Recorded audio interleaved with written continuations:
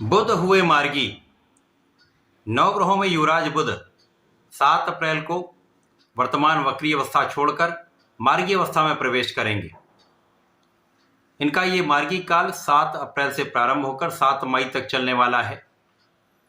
अर्थात बुध एक राशि आगे की ओर जब गमन करेंगे तो निश्चित रूप से राहु के दुष्प्रभाव से मुक्त होंगे तो अपना संपूर्ण प्रभाव सकारात्मक रूप से समस्त राशि के जातकों को प्रदान करने वाले।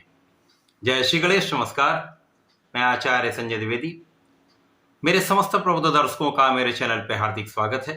प्रिय दर्शकों, आज मैं मीन राशि के लिए बुध के इस मार्गी काल का किस प्रकार का प्रभाव प्राप्त होगा, इस मार्गी काल में किन भावों में प्रबलता आएगी, इस समय में आपको कितना लाभ प्राप्त होगा, यदि कहीं पर कोई समस्या या अवरोध है तो उसका क्या निराकरण है, संपूर्ण विश्लेषण मैं पूर्ण तर्क के साथ करने जा रहा हूं। प्रिय दर्शकों, इस राशिफल को आप अपने लग्न तथा राशि दोनों के अनुसार देख सकते हैं। मीन राशि गुरुदेव बृहस्पति की राशि है, जहां पर बुध 2 केंद्र के स्वामी होते हैं। आपके सुख तथा सप्तम के स्वामी होकर इनका गोचर आपके लग्न में चल रहा है। अब चूंकि बुध एकमात्र ऐसे ग्रह हैं जिनका इस जगत के समस्त क्षेत्रों में अपना संपूर्ण प्रभाव होता है।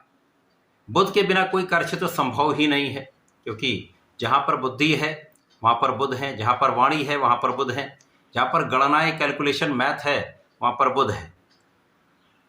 कोई भी प्रकार का व्यापार, चाहे वो छोटा व्यापार हो या बड़ी इंडस्ट्री हो, समस्त क्षेत्रों में बुध का संपूर्ण प्रभाव होता है। कला क्षेत्र का संपूर्ण जो क्षेत्र है वो बुध के कार्यकत्व में आता है। तो बुध के बिना किसी प्रकार का कोई कार्यक्षेत्र हो ही नहीं सकता। अभी तक बुध का जो गोचर चल रहा है वो अपनी नीच राशि में चल रहा है। नीच राशि में ये गोचर अवश्य कर रहे हैं, परंतु यहाँ पर इनका नीच भंग है, जिसके कारण कोई बड़ी समस्या नहीं है। मुख्य समस्या का कारण यहाँ पर राहु के साथ इनका युति प्रभाव का होना है। जब भी राहु और बुध का युति प्रभाव होता है तो यहाँ पर बुध जड़ अवस्था में आ जाते हैं। तो बुध के कार्यकत्व के भाव तथा बुध जिन राशियों के जिन जिन भावों के स्वामी हैं उन समस्त भावों में, उन कारक भाव में निर्बलता आ जाती है। वर्तमान समय में बुध 2 डिग्री पर गोचर कर रहे हैं, राहु भी 2 डिग्री पर गोचर कर रहे हैं, जिसके कारण यहाँ पर पूर्ण रूप से जड़ दोष का प्रभाव प्राप्त हो रहा है। 7 अप्रैल को जब बुध मार्गी हो जाएंगे तो एक राशि आगे की ओर इनका गमन प्रारंभ हो जाएगा। प्रिय दर्शकों, बुध आगे की ओर गमन करेंगे तथा राहु सदा ही पीछे की ओर गमन करते हैं। तो एक राशि जब ये पीछे जाएंगे और बुध आगे बढ़ेंगे तो इनके बीच अंतर बढ़ता जाएगा। जैसे जैसे ये अंशों का अंतर बढ़ेगा और बुध का अंश बल बढ़ेगा तो बुध महाबलवान होंगे। यहाँ पर बुध नीच भंग राजयोग में भी हैं। जैसे जैसे बुध महाबलवान होंगे, अंशों का बल बढ़ेगा, तो लगभग अप्रैल माह के 2 सप्ताह के बाद बुध अत्यंत बलवान हो जाएंगे, जिसके कारण ये अपना संपूर्ण सकारात्मक प्रभाव समस्त राशि के जातकों को देने वाले। इसी प्रकार से यदि यहाँ पर स्थितियों को देखें तो शुक्राचार्य जो 7 में ही गोचर कर रहे हैं वो भी राहु से दूषित प्रभाव में है, परंतु 14 अप्रैल को ये भी मार्गी हो जाएंगे, जिसके कारण ये भी बुध की दिशा में गमन करना प्रारंभ कर लेंगे। तो बुध और शुक्र का एक महायोग बनेगा, महाधनदायक योग बनने वाला है, जो निश्चित रूप से मीन राशि के जातकों के लिए अत्यंत विशेष होने वाला है। मीन राशि में बुध और शुक्र धन भाव की ओर गमन करेंगे, धन योग बनाकर धन भाव की ओर गमन करें, जो विशेष लाभदायी होने वाला है। इस समय में आपकी लग्न की निर्बलता दूर होने लगेगी। जो जड़ दोष का प्रभाव जब दूर होने लगता है तो समस्याएं कम होने लगती, आप अपने बुद्धि बल का संपूर्ण उपयोग करने लगते हैं। वाणी की का जो दूषित प्रभाव है वो दूर होने लगता है, तो वाद विवाद समस्याएं कम होने लगती हैं, क्योंकि जब वाणी दूषित होती है तो वाणी से आपके संबंधों में सुधार होता है और वाणी से ही आपके संबंधों में कटुता आती है। तो यदि वाणी दूषित है तो समस्याएं विवाद उत्पन्न होंगे, चाहे वो आपका सामाजिक क्षेत्र हो, चाहे वो आपका पारिवारिक क्षेत्र हो, चाहे वो आपका प्रोफेशन या आपकी नौकरी का भाव या आपका व्यापारिक भाव, समस्त क्षेत्रों में समस्याएं आ जाती हैं।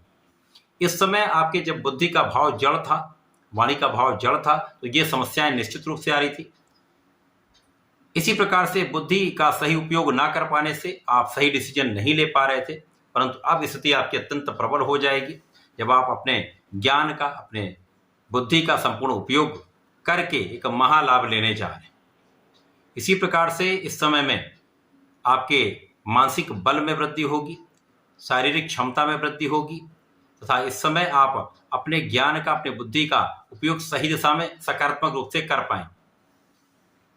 अब यहाँ पर आपके जीवन साथी के भाव के साथ जो समस्या चल रही थी वो दूर होने वाली है।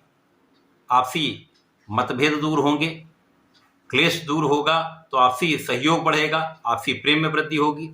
इसी प्रकार से यहाँ पर यदि साझेदारी में आप काम करते हैं, व्यापार करते हैं, किसी प्रोफेशन में हैं, तो यहाँ पर आपसी जो साझेदारी की समस्याएं हैं वो समाप्त हो जाएंगी, जो मतभेद हैं वो दूर हो जाएंगे, आपके साझेदारी का लाभ बढ़ जाएगा।